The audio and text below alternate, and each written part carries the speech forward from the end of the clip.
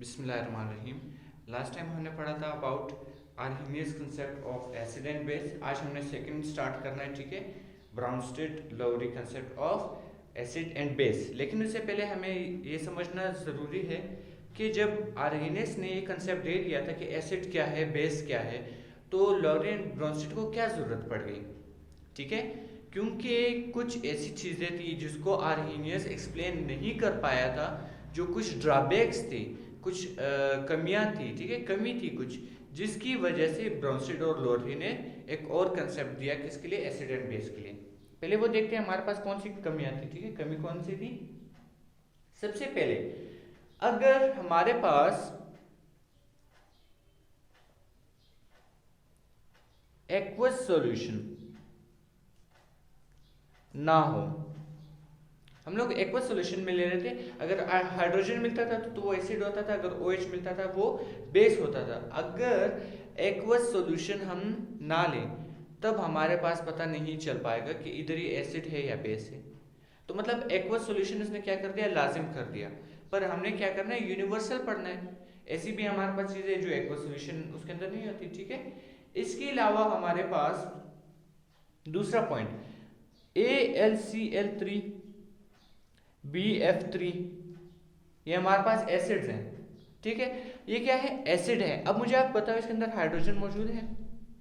इसके अंदर हाइड्रोजन नहीं है, लेकिन ये फिर भी एसिड की तरह एक्ट करते हैं। तो अब आर्हीनियस कैसे एक्सप्लेन करता, क्यों, क्योंकि इसके अंदर हाइड्रोजन है ही नहीं, फिर ये एसिडिक इन नेचर है।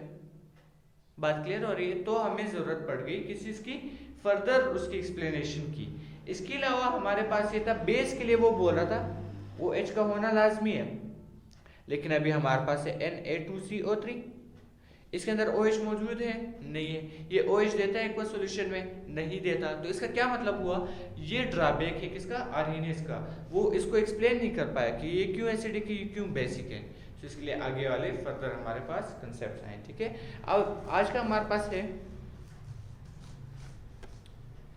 Brønsted and Lowry.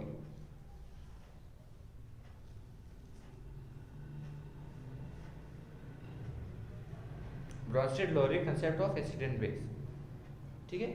बहुत इजी है, थोड़ा सा डिफरेंट है। अब हमारे पास दो चीजें हैं,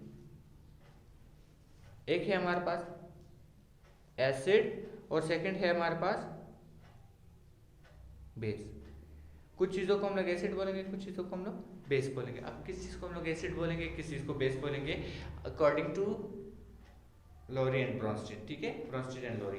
अगर कोई चीज़ क्या करता है, डोनेट करता है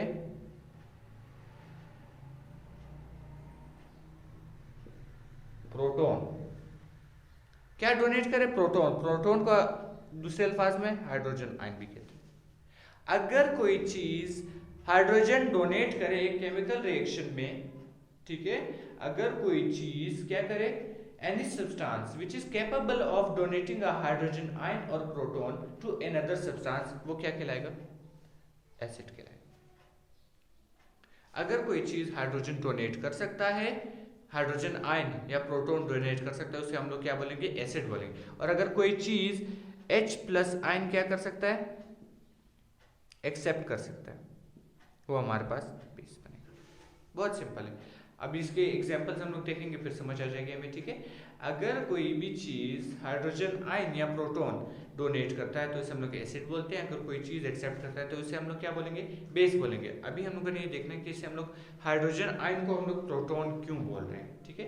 पहले इसको देखेंगे कि एक hydrogen atom how it is called as proton, फिर इसके बाद हम लोग देखेंगे इसकी एग्जाम्पल्स, ठीक है।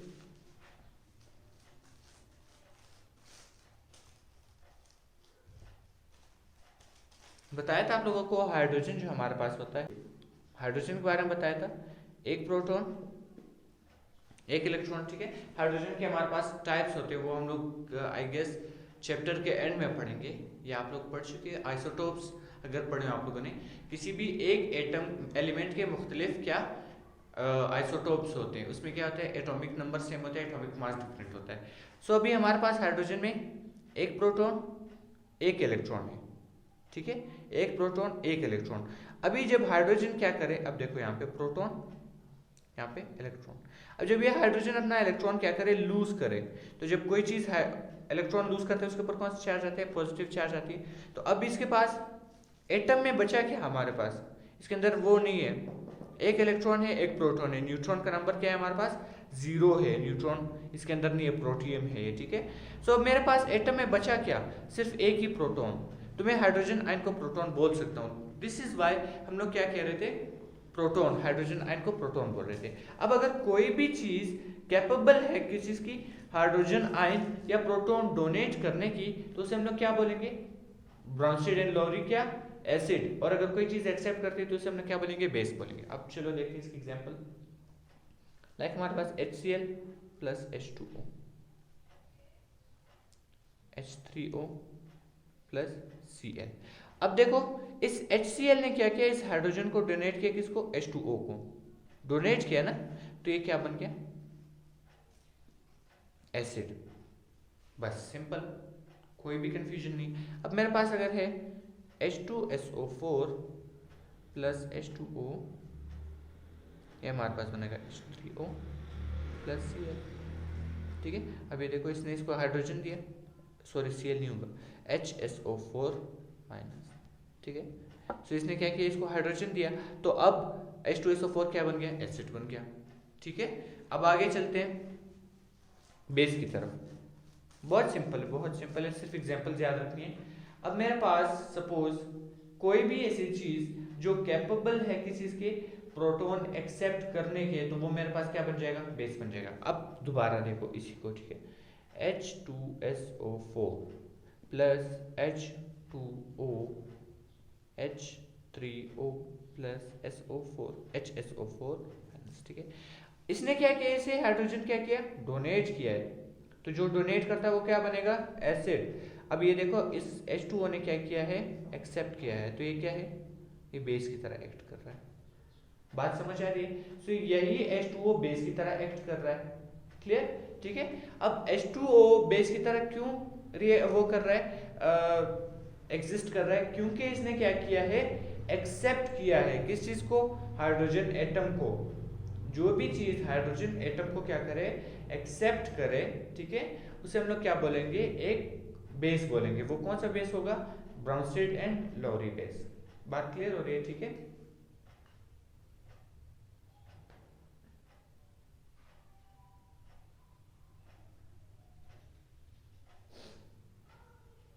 अच्छा चलो, इसके बाद हमारे पास दो टर्म्स हैं,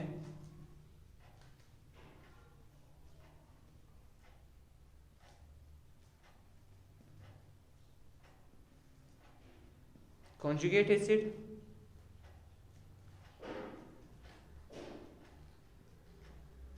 कॉन्जुगेट बेस। अगर कोई एसिड, कोई भी एसिड, ठीक है, अगर कोई एसिड क्या करे, प्रोटॉन लूज करे या प्रोटॉन डोनेट करे, तो उसे क्या बन जाएगा, जब एक एसिड, अब ये देखो HCl plus H2O H3O plus Cl, अब ये एसिड है हमारे पास, क्यों, क्योंकि इसने क्या किया, प्रोटॉन डोनेट किया। अब ये एसिड ने जब प्रोटॉन डोनेट किया तो ये किस चीज में कन्वर्ट हो गया, खुद, पहले ये एसिड था, लेकिन रिएक्शन के बाद ये क्या बन जाएगा, बेस बन जाएगा, क्योंकि ये मजीद वो नहीं कर पाएगा, मजीद हाइड्रोजन डोनेट नहीं कर सकता। लेकिन ये H2O क्या था, पहले बेस था, क्यों, क्योंकि इसने क्या किया, हाइड्रोजन को एक्सेप्ट किया है। अब ये इसके पास ये सलाहियत है कि ये हाइड्रोजन लूज कर सके, तो अब ये क्या बन जाएगा, एसिड बन जाएगा। बात क्लियर हो गई। सो रिएक्शन से पहले वाले एसिड्स बेस में कन्वर्ट हो जाते हैं, ठीक है, और जो रिएक्शन से पहले वाला बेस, तो वो एसिड के अंदर कन्वर्ट हो गया, ये, ठीक है।